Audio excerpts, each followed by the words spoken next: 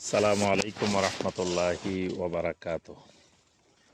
আলহামদুলিল্লাহি ওয়াহদা ওয়াসসালাতু ওয়াসসালামু আলা মান লা নাবিয়্যা বা'দা ওয়া আলা আলিহি ওয়া সাহবিহি ওয়া মাওয়ালা।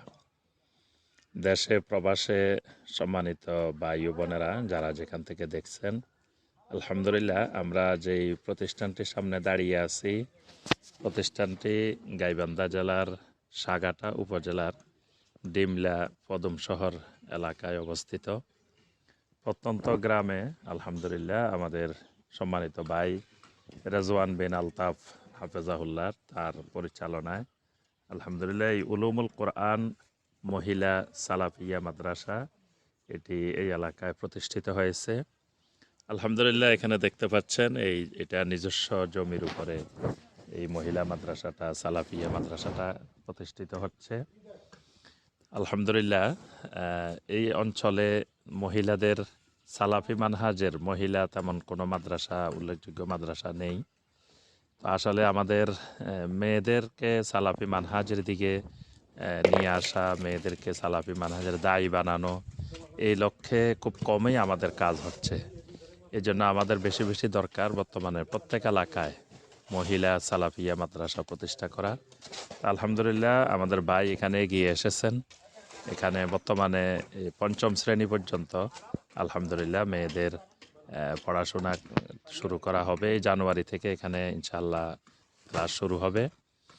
তো আলহামদুলিল্লাহ প্রতিষ্ঠানটা পুরোপুরি ইনশাআল্লাহ সহি আকীদা এবং মানহাজের উপরেই প্রতিষ্ঠিত, এবং সালাফি মানহাজের যাতে মহিলা যোগ্য দায়ী তৈরি হয়। মহিলারা দিন প্রবণ, দিনকে ভালোবাসে, কিন্তু তাদের কাছে আসলে সত্যিকারের দিনের দাওয়াত পৌঁছে না। তাদের কাছে বেদাতি দাওয়াত পৌঁছে, তারা বেদাত দিয়ে দিন চর্চা করে, শিরিক দিয়ে দিন চর্চা করে। তো সত্যিকারের নির্ভেজাল সালাফি মানহাজের দাওয়াত পৌঁছানোর জন্য যোগ্য দায়ী তৈরি করা দরকার। আলহামদুলিল্লাহ সেই লক্ষ্যে এই প্রতিষ্ঠান ইনশাআল্লাহ প্রতিষ্ঠিত হয়েছে। আপনাদের সকলের কাছে আবেদন, সবাই প্রথমত এই প্রতিষ্ঠানটির জন্য দোয়া করবেন, যাতে যে লক্ষ্য উদ্দেশ্য নিয়ে প্রতিষ্ঠানটি করা হয়েছে আল্লাহ পাক যেন কবুল করেন। যারা আশেপাশে এই এলাকায় আছেন তারা আপনাদের মেয়েদেরকে এখানে ভর্তি করাবেন। ইনশাআল্লাহ আশা করি এর লেখাপড়ার মান ইনশাআল্লাহ ভালো হবে। আর সর্বোপরি এই প্রতিষ্ঠানটির জন্য সহযোগিতা করবেন, কারণ প্রতিষ্ঠানটি এই যে ভবন করা দরকার।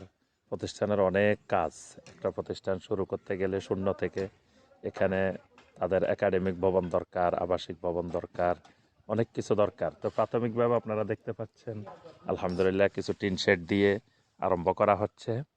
ইনশাআল্লাহ পরবর্তীতে এখানে বড় ভবন বানাতে হবে, একাডেমিক আবাসিক সব দরকার।